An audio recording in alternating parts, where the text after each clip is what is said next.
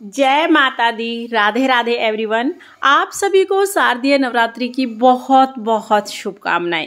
Friends, Navratri आने ही वाली है और हिंदू धर्म में नवरात्रि का कितना अधिक महत्व है ये तो आप सभी जानते हैं। आज की वीडियो में हम देखेंगे कि शारदीय नवरात्रि की पूजा के लिए हमें क्या क्या सामग्री चाहिए होगी। पूरी 9 दिन की पूजा सामग्री आज की वीडियो में मैंने आपको दिखाई है, तो वीडियो को आप अंत तक जरूर देखना ताकि आपको संपूर्ण जानकारी मिल सके।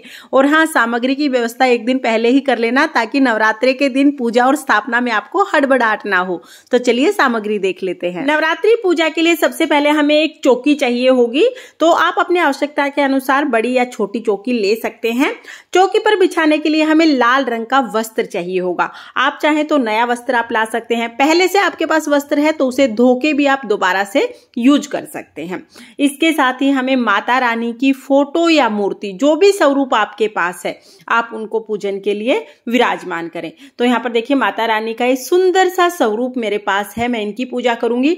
आपके घर के मंदिर में जो माता रानी की फोटो या मूर्ति है, आप उनका पूजन भी कर सकते हैं। नई मूर्ति लाना जरूरी नहीं होता है, जो पहले से घर पर मूर्ति है उनका पूजन आप कर सकते हैं। इसके साथ ही नवरात्रि में जवारे उगाए जाते हैं, तो जवारे उगाने के लिए हमें एक कुंडा चाहिए होगा। आप चाहें तो मिट्टी का कुंडा ले सकते हैं या घर पर ही आप कोई थाली, प्लेट या कोई भी पात्र ऐसा जिसमें आप जवारे उगा सके, उस पात्र में भी आप जवारे उगा सकते हैं।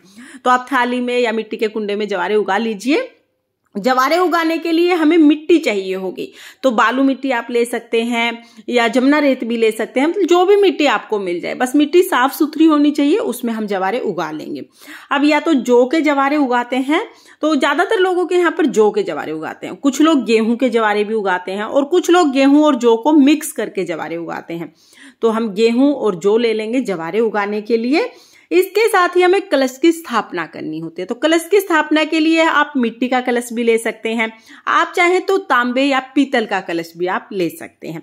तो जो भी कलश आपको मिल जाए, आप वो कलश लेके कलश की स्थापना कर सकते हैं।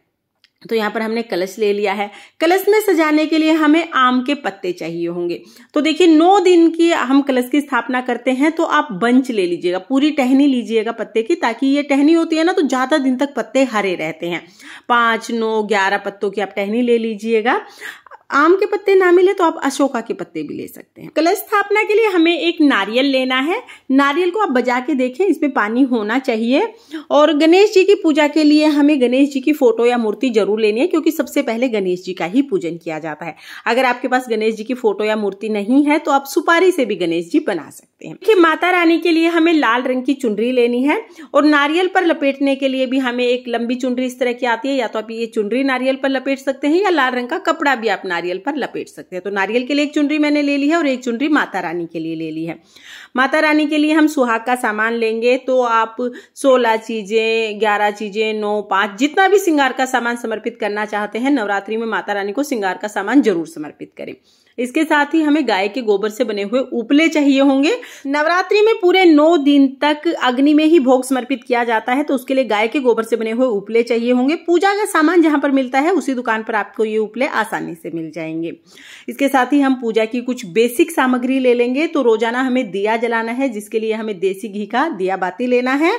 उसके साथ ही हम तिलक करने के लिए रोली ले लेंगे, चंदन हम ले लेंगे और धूप हमें लेनी है। तो जो भी धूप आपको पसंद हो वो धूप आप ले सकते हैं।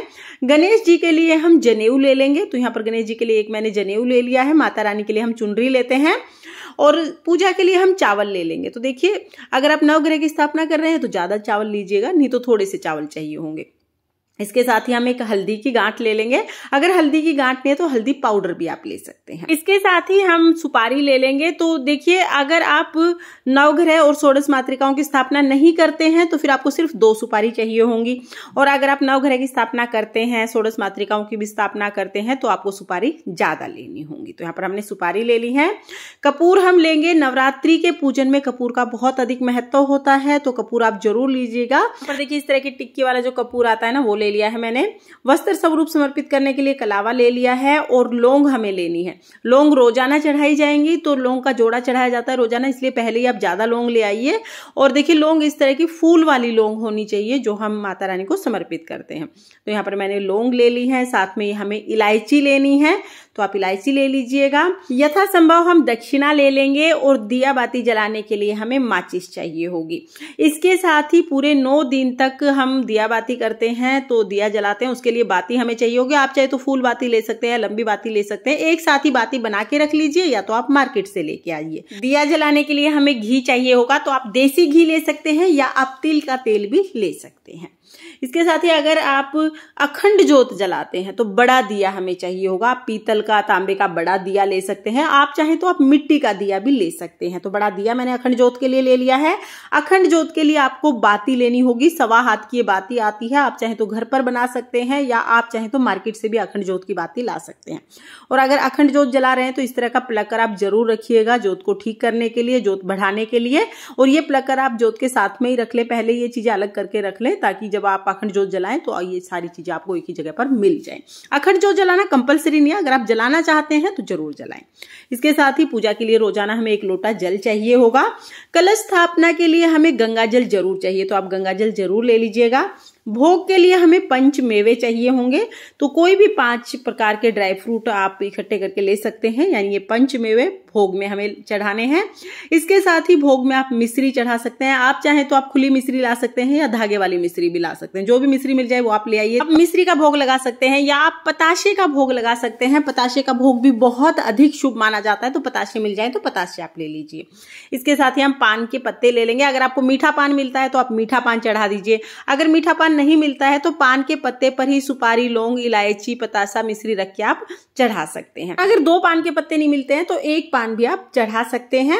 और पूरी नवरात्रि में कम से कम 1 बार आप माता रानी को पान का भोग जरूर समर्पित करें। इसके साथ ही आप भोग में कोई भी ऋतु फल चढ़ा सकते हैं, तो आपको सेब, केला, संतरा जो भी ऋतु फल मिल जाए आप वो भोग में चढ़ा सकते हैं।